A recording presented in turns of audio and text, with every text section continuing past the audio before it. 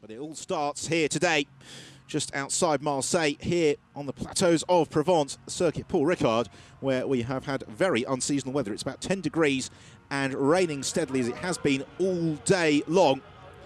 And that has given us then a very dramatic grid for this first race of the season, with pole position being taken by the Dutch driver Renger van der Zande in the Seyfarth Mercedes. Qualifying this morning was held in very wet conditions, and the GTS cars, which are in normal conditions about a second slower than the Super GT cars. The GTS cars, broadly speaking, GT3 cars, Super GTs, broadly speaking, GT2 cars. But it was the GTS cars that had the best of the conditions and has given us a topsy-turvy grid headed, as we said, by the former DTM racer, former star of Formula 3, Renger van der Zande. He took pole position. Alongside him on the front row of the grid in Kessel Racing's Ferrari is the former Formula 1 driver, an extremely versatile sports car racer, the Danish driver Jan Magnussen. And Magnussen looked in fine form this morning in qualifying. He couldn't quite get himself onto terms with Renger van der Zande, but he was the only driver to run him closely, eventually being pipped by just 0.2 of a second in pursuit of pole position. Giorgio Pantano, another of the stars of qualifying. Pantano in the Bitech Racing, Mclaren MP4 12C, the former Jordan Formula 1 racer, qualified in 4th position. I'm just looking to see where he is lined up on the grid. See the car that qualified 3rd, Diederik Stithoff, and no, indeed, in 4th on the grid we have got Chris van der Drift, the New Zealand driver in the 2nd of the Bitech McLarens.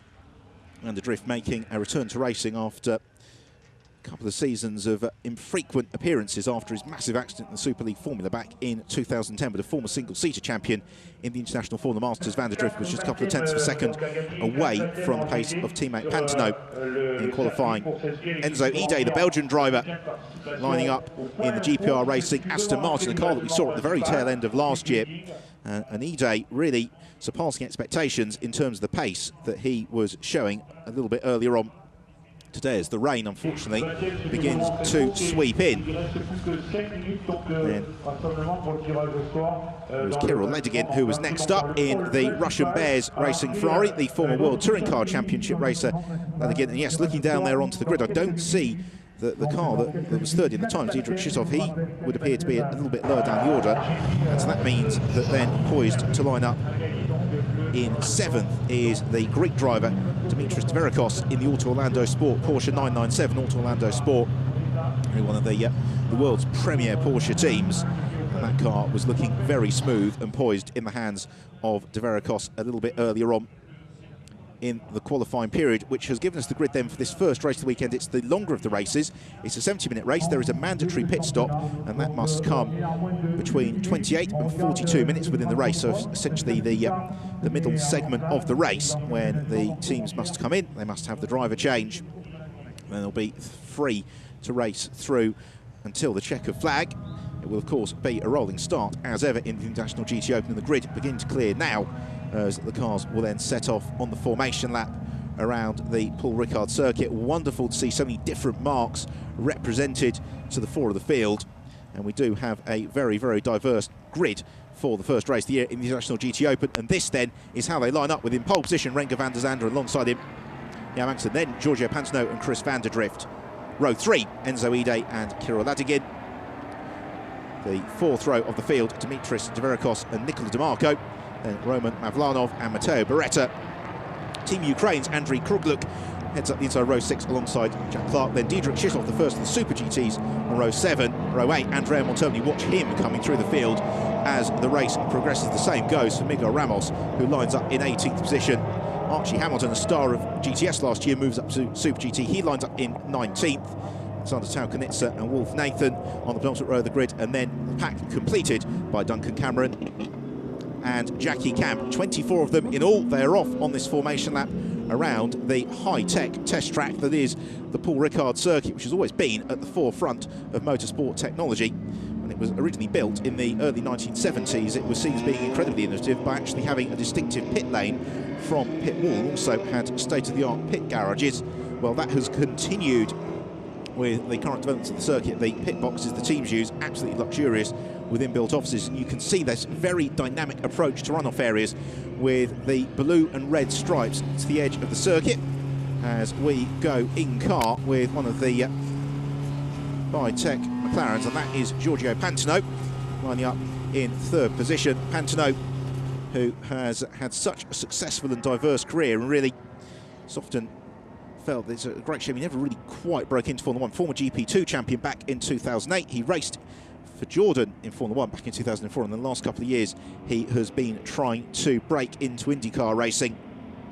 And Pantano, very relaxed mood all weekend. He's really looking forward to this. As you can see, the cars peering through the murk. Very emphatically a wet start to this race. They've got their headlights on.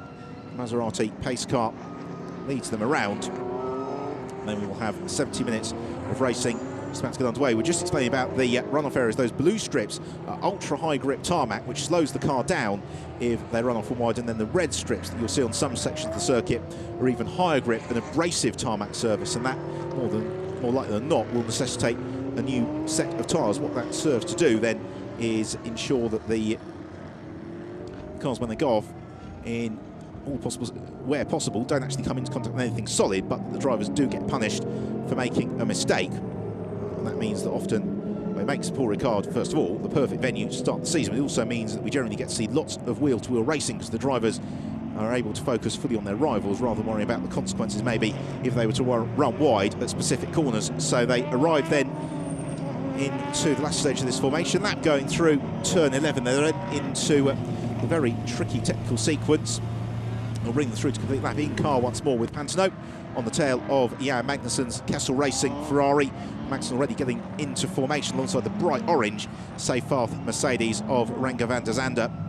Van der Zande widely held to be really one of the lost single-seater talents maybe the last 5 or 6 years. Back in 2009, in a past season of the British Formula 3 Championship, he ran current Toro Rosso Formula 1 driver Daniel Ricciardo very, very closely. Eventually finished third in the championship behind Ricciardo and Walter Grubmud, but it was really that season Van der Zande who was the driver who was taking the victories away from Ricciardo. He also finished ahead in the standings of Max Chilton, who's also in Formula 1 with the Marussia Racing team. Well, alongside Van der Zande on the front row grid is Formula 1 racer with McLaren and Stewart, Jan Magnussen. And he's got another ex-F1 racer in the form of Giorgio Pantano immediately behind him on the grid as the field make a magnificent sight as the pace car peels in. It's Van der Zande who paces them through when the red lights flash out.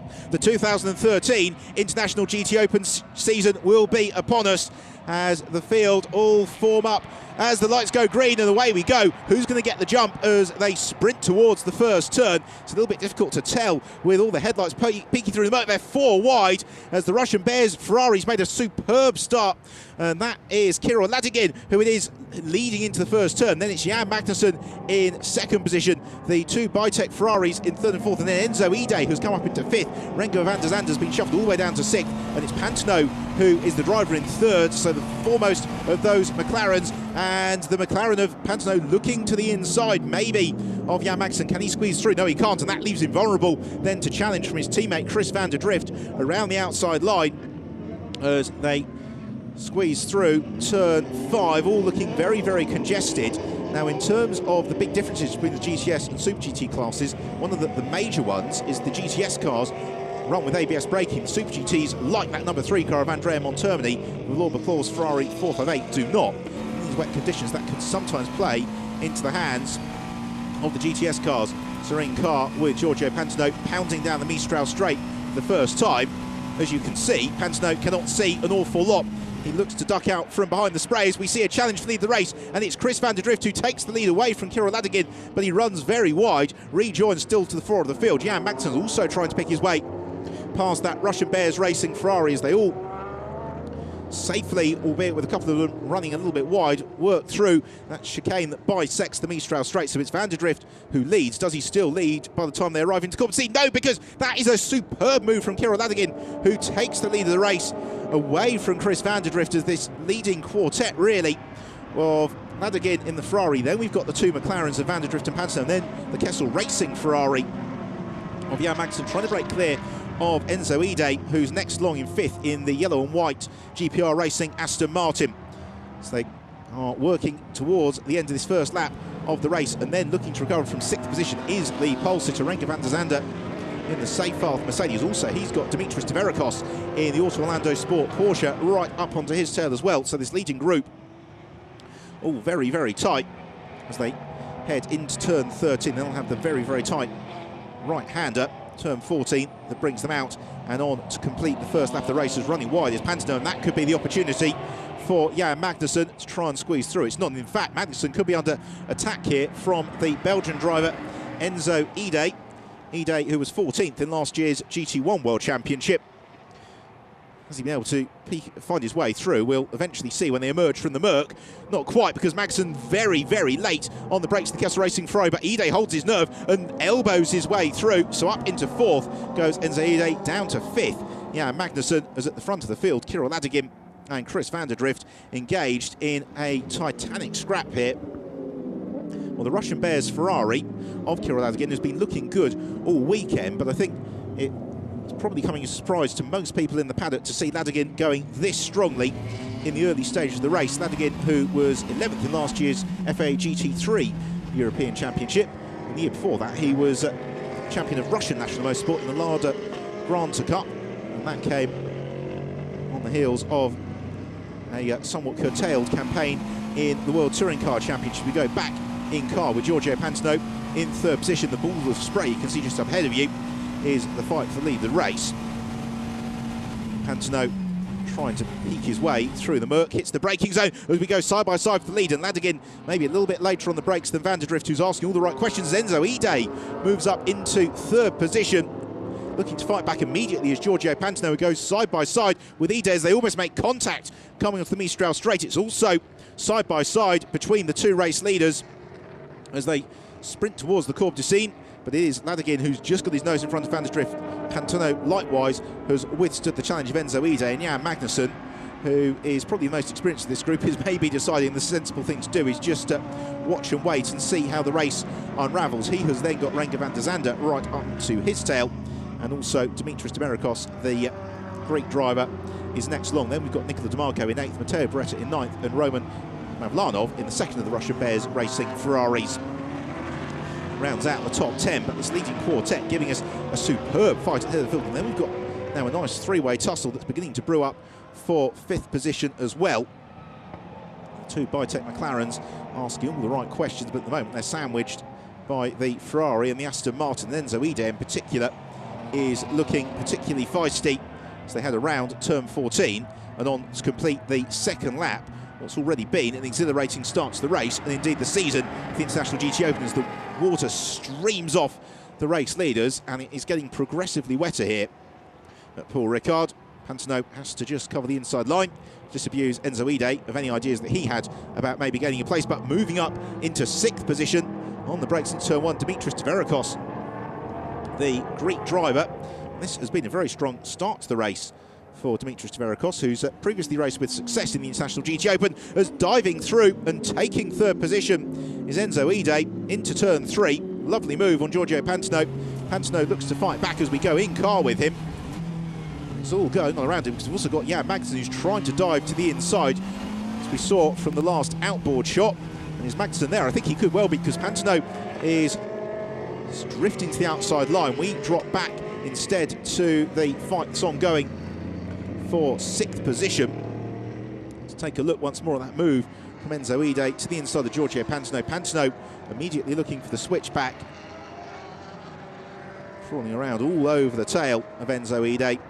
Nothing Pantano could quite do at that moment, as Chris van der Drift is still trying to get up to terms with Kirill Ladigin, but it's Ide who is by far the fastest driver of this leading group. As a bit lower down the order, got one car that went flying off very wide into the chicane. There's Matteo Beretta. He's coming under a little bit of pressure from Jack Clark in the Ombre Racing Ferrari. Still leading, lights ablaze. Ladigin.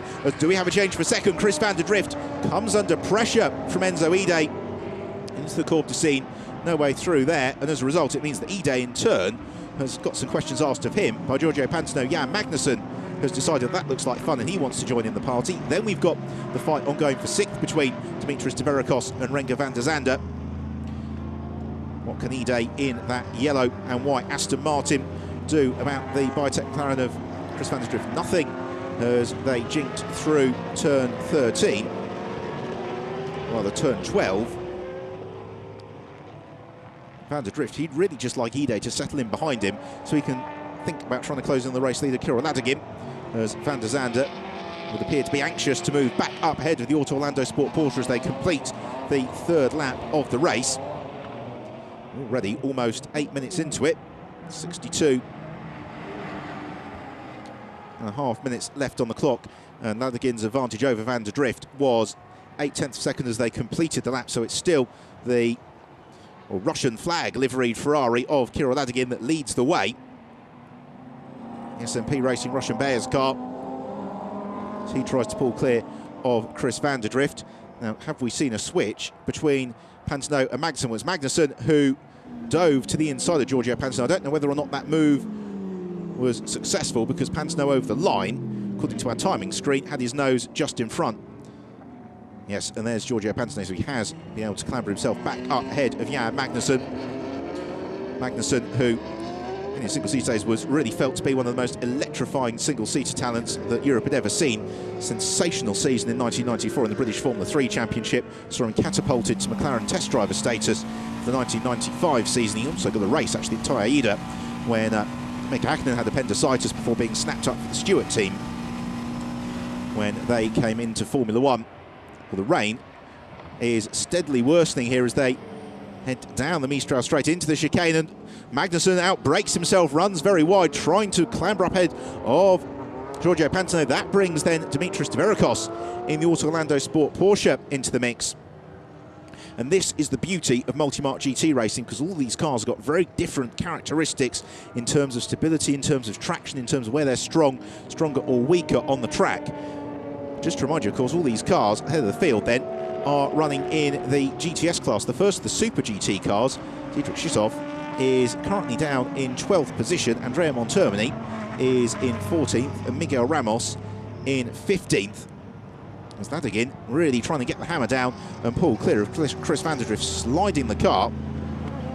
Van der Drift in Turner's got Enzo Ide to worry about, and Ide squeezes through. They make contact and Van der Drift gets turned around. But Enzo Ide, now will he avoid clattering into his teammate? He does.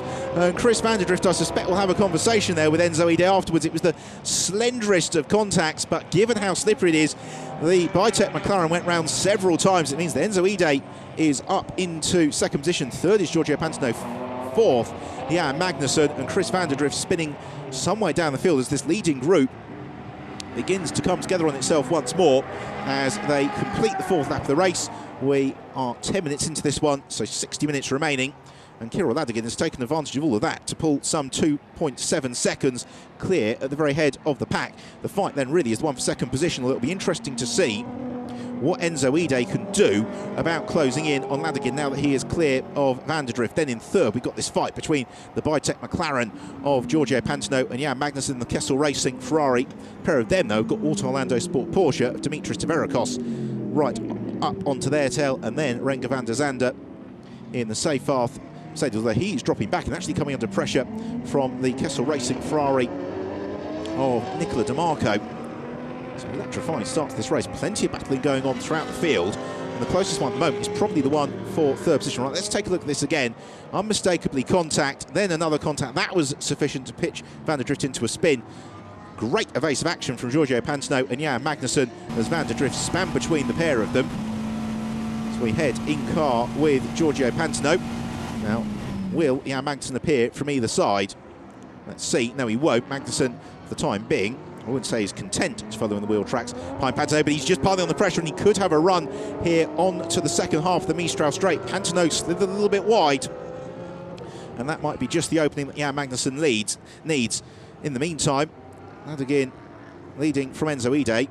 Ide, though, may have just brought that gap down slightly. Pantano then has still got his nose ahead of Magnussen. There is the Seyfarth Mercedes of the pole sitter, Renger van der Zande, who is remaining in touch with this leading group. He's being held somewhat here by the fact that Pantano is now really going into a full-blown defensive mode, trying to keep the advantage as he spins around. Pantano loses the tail of the McLaren, around he goes, and that means that Jan Magnussen clambers up into third position. Disaster for the Bitech team, both their cars in the space of 2 laps spinning away from excellent track position. So we've got Andrea Montermini steadily picking his way up through the field. Now, is that Jack Clark, who is possibly trying to pick his way past. They've also got Diedrich Schittoff in the Corvette as well as part of that fight. Let's see. There's Schittoff in car 7. He leads the Super GT class. Then it's Jack Clark, the British driver who's been based in America recently in the GTS Ombra Racing Ferrari, with then the Super GT Valour course Ferrari. Vandrea Montermini trying to go around outside of him at turn 14, then dives to the inside as they sprint along the start and finish straight.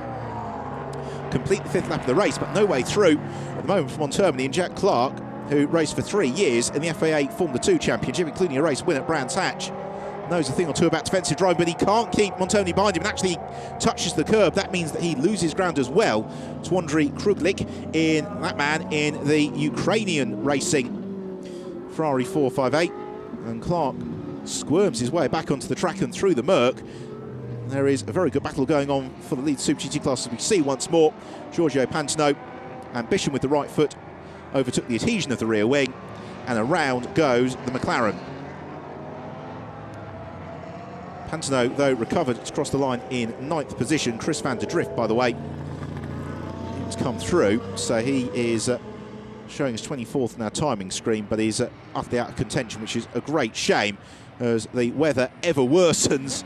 And that again in the lead. The race has been caught here by Enzo Ide in the GPR Racing Aston Martin.